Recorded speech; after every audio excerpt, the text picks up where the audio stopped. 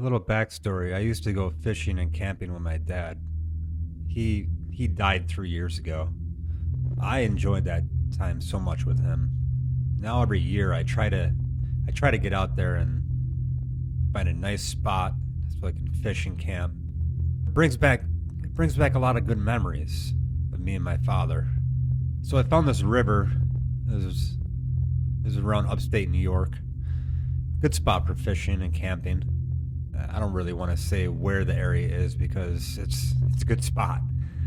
So you had to park your car and you had about a mile and a half track down to the river where I wanted to fish. Knowing that, you know that there's not going to be many people at all in that area because it's so far away.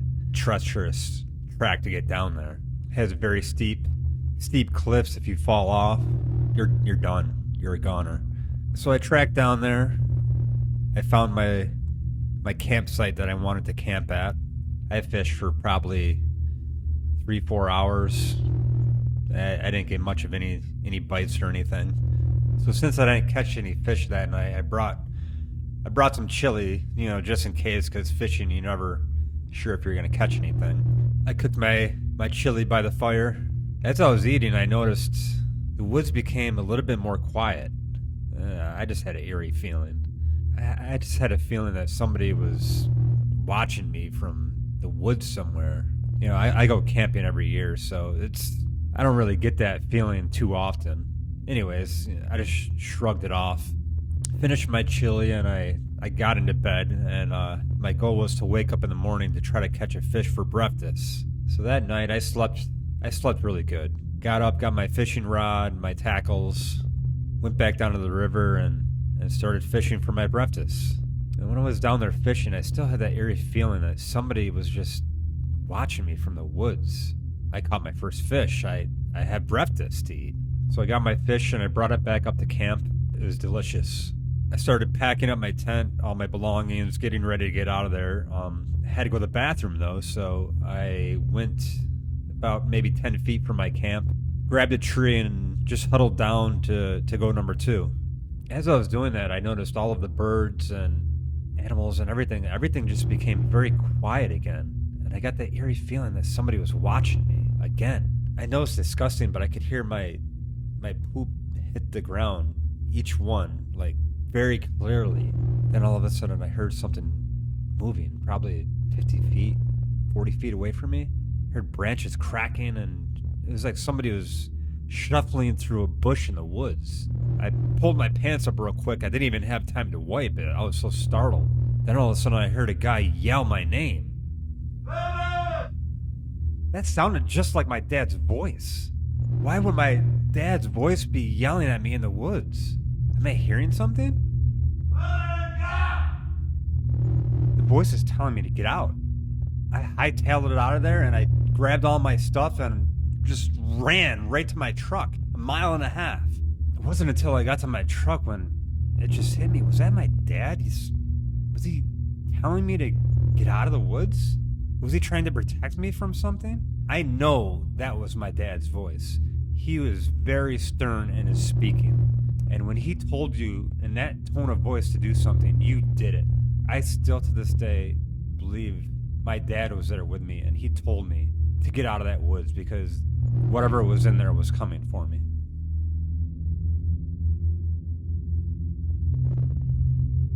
Marissa had a very scary story to tell about a religious retreat that she went to that involved 30 other people.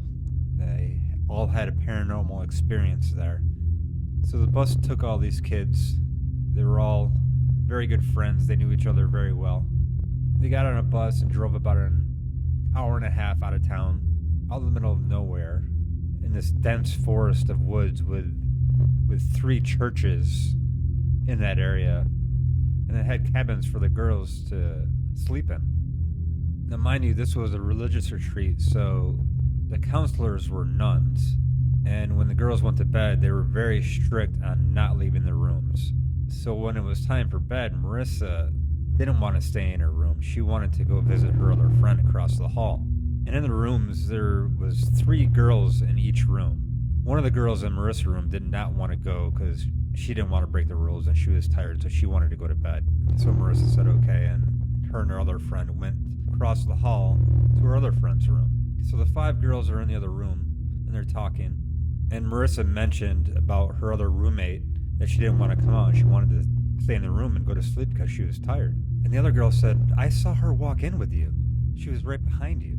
And Marissa said, no, she's in our room. She didn't want to leave. She was tired. She wanted to sleep. And all the 3 other girls said, no, she walked in right behind you. We saw her. So Marissa got up and said, I'm going to go check on her just to make sure that she is in the room sleeping. And Marissa goes across the hall and she comes back in the room and says, no, she's still in the room. She's sound asleep right now. The girls were like, oh, that's weird. We thought for sure we saw her, but okay. Anyways, who cares? And they just kept on talking. Then all of a sudden, 2 girls from the other room burst in the room and their faces white as a ghost. These girls were freaked out and they're like, we got to tell you what happened in our room right now.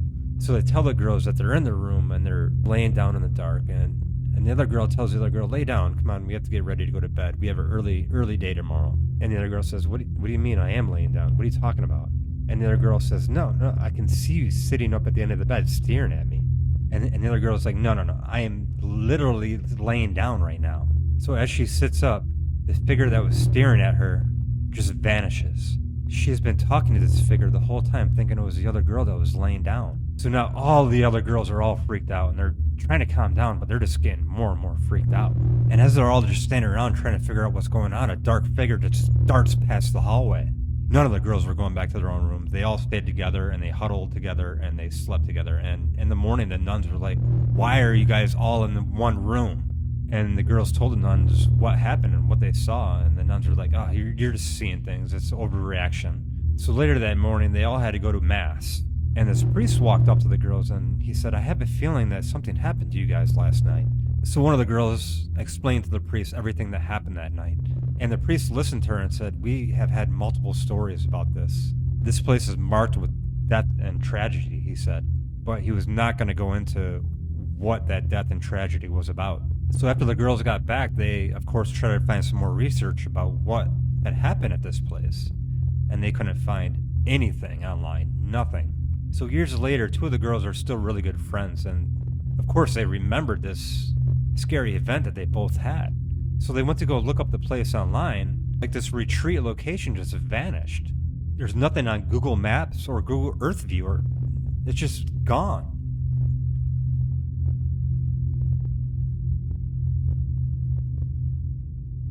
I was camping in Ohio by myself. I was on my 3rd and final night there. I woke up to go to the bathroom. Walked about 10 feet from my hammock and noticed a headlamp about 80 to 100 feet away from me. I watched it for about 10 minutes. I watched him stand up and sit down. I got my boots and I grabbed my hatchet and started walking to the right side of my campsite. I was going to find out what he was up to. I got about 50 yards from the site and I started walking towards him when I noticed another headlamp, about 40 feet from me, walking around. I hit the ground and threw some leaves over me. He walked about 10 feet from where I was laying. Then he stopped. He lit a cigarette and he finished his beer. He threw his beer can on the ground. After he got far enough that I couldn't hear him, I got up and started walking towards the first guy. I got close enough to him that I could hear his phone starting to receive messages. I moved up closer to him quickly, where I could see his face lit up from his cell phone. That's when he stood up and started walking towards my hammock. I fell back to the ground startled for about a minute, and then I got up and started walking back towards my camp. Suddenly I stopped when I could hear my tarp and my hammock being thrashed around. I stalled and sat back down, and then I could see flashlights turn on. What were they doing? Then all of a sudden I saw my big flashlight that I had turn on, and they were waving around in the sky. I heard my med kit being thrown and smashed to the ground, and they started saying, oh, he was just here. Eventually I saw my flashlight start walking away from my camp. I was too afraid. I was not going back tonight, so I stayed right where I was. The sun finally came up and I went back to my camp. Found my hammock and my tarp completely shredded. My med kit destroyed. They took my backpack and my rain gear and my flashlight. I went back to the spot where I seen the first guy and I found chewing pouches and 8 empty beer cans and an empty lighter. Then I walked over where I seen where the other guy was and I found an empty bag of white powder. Turned out to be meth. I also found a mess of cigarette butts. and a pile of human feces with no toilet paper to be found. This is why I'm afraid of camping. The humans.